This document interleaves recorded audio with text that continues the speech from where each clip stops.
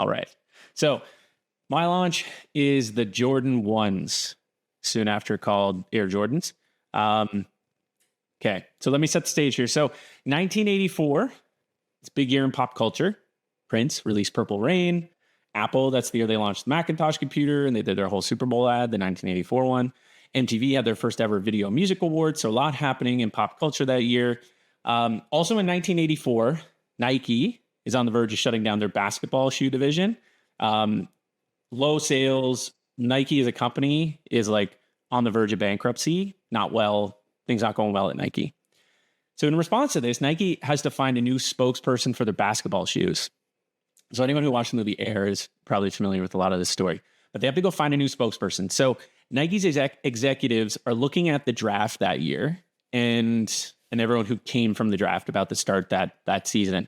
And this guy, Michael Jordan, he was third pick in the draft. And he kind of seems off limits because he was like a big fan of Adidas. He always wore Adidas. Everyone assumed he was going to go there, and he was expensive. And Nike, in the financial position they were, they didn't have a ton to spend on a superstar like him. And so go watch the movie Air if you want that whole backstory. But basically, after like 3 to 4 months of really hard like pursuing Michael Jordan, they were able to land him, and they paid him $2.5 million over 5 years, about $500,000 a year.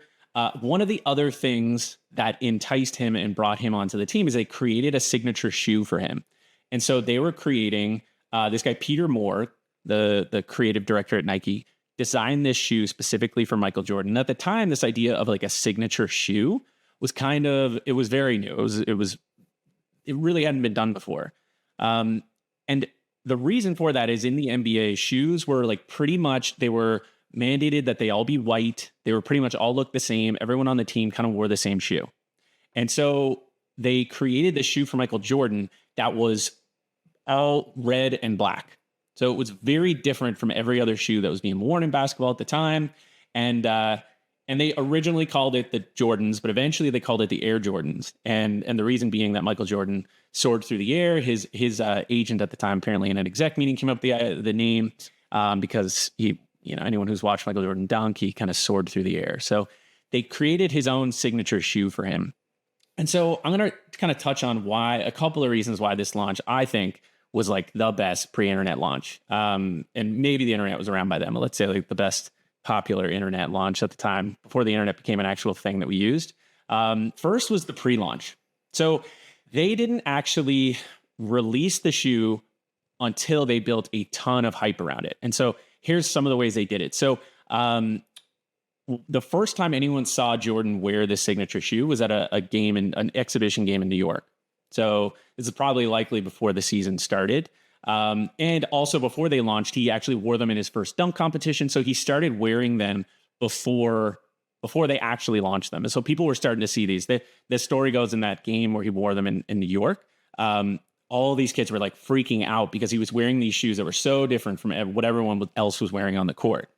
And the other thing that was really good at building hype around this was controversy. So this actually would have been a great one for our last podcast, but this idea of building controversy around this product, because it was against regulation for NBA, he was actually fined every time he wore the shoe in a game. So at the time, shoes were white. David Stern, who was like the commissioner of the league at the time, was like, that we can't have these shoes. So they fined him $5,000. Nike paid the $5,000 every time. It was like a blessing in disguise. They were like, this is great. They built the whole launch campaign was around this idea of what became the banned shoe. So they really like ran with that idea. And the fact that it was like anti-establishment to want these shoes, to wear these shoes, people were dying to get their hands on these shoes. So there's a Nike commercial around when this launched. So the launch basically commercial with this, and Grayson, toss it up on the screen when you do it in post-production. But basically it is a Michael Jordan bouncing a basketball. When it gets down to his shoes, sensor bars go over his shoes. And the voiceover, it says on September 15th, Nike created a revolutionary new basketball shoe. On October 18th, the NBA threw them out of the game. Fortunately, the NBA can't stop you from wearing them. So by the time these come out, everybody wants a pair. Another thing that makes these really special, there's a great Time article written by this writer, Emil Wilbekin, if I pronounce his name right. And he's saying also at the time when this is coming out, there's also a new renaissance of Black culture, entertainment, and sports that's dominating the news, box offices, TV, and public popularity. So he actually wrote, and this is a quote from his article, he says, "For me as a Black teenager growing up in Cincinnati, I looked to the bright lights of Black excellence as a North Star, and one figure in particular, a rookie for the Chicago Bulls named Michael Jordan, who looked like me, seemingly soared through the air and scored points on the court." So he says the secret sauce that made them so popular was that they were made for consumers who didn't just like basketball and play basketball. It was like everyone wanted to wear the shoe because it represented a lot more than just playing basketball. And then the last thing was Michael Jordan was just a superstar. So by the end of his first season, he was Rookie of the Year, most famous basketball player of all time. And Michael Jordan and the Jordans, as part of that, just were a major success from day one and have stayed that way ever since. So a couple of numbers here. So when the first year they released the Jordans, they were expecting about 3 million in sales. That year they earned 162 million, which is crazy.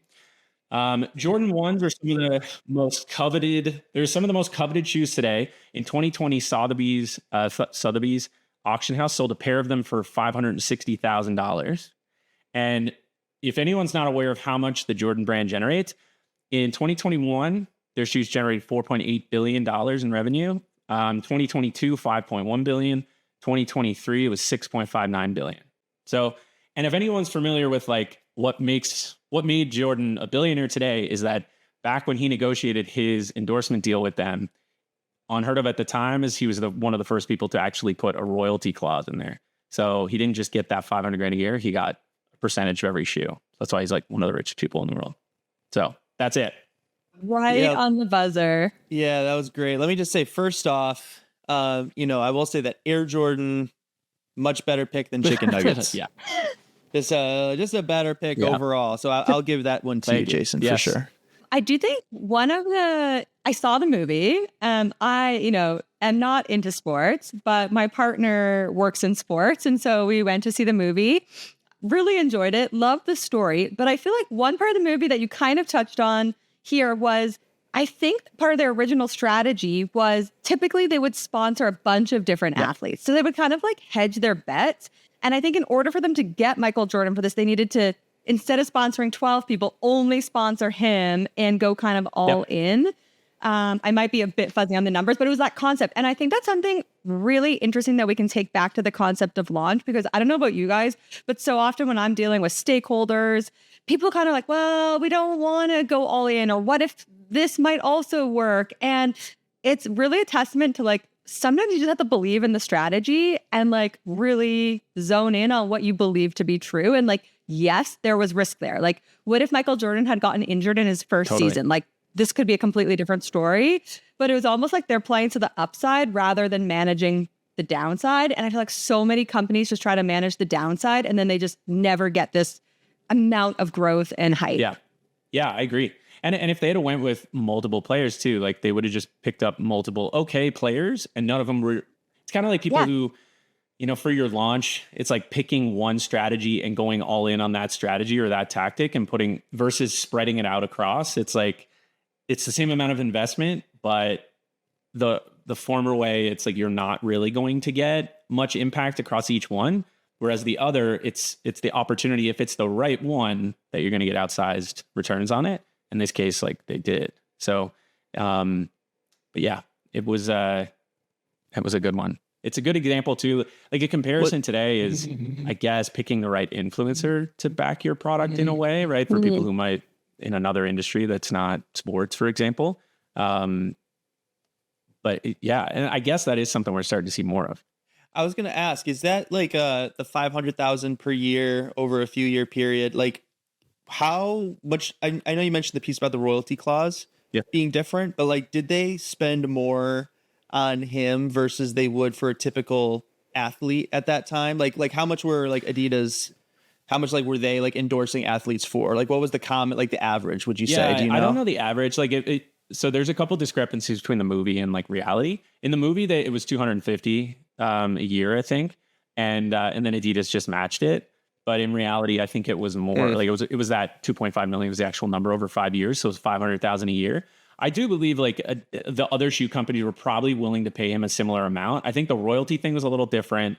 And I do think that since every other company was just making white basketball shoes, like the signature shoe probably had something to do with it too. Yeah, that's true. If anyone watched the movie as well, I don't know how much this is Hollywood, but like this idea of how they just sold Jordan on Nike too, and just tried to make him feel like we are going to care about you. All these other companies like Adidas, like you're just one of many stars that they have. You will be our star, and we'll care about you more.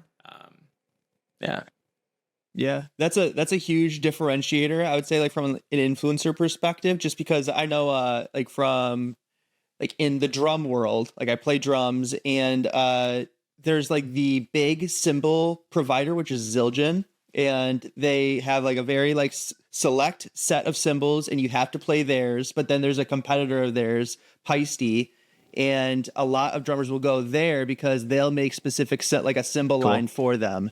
And so a lot of drummers, like, you know, there's definitely a prestige in going to Zildjian because it's like these cymbal maker, but there's also like the, I don't know, having your own line that can be really cool for some drummers. And so I think there's definitely something to be said about that. Nice.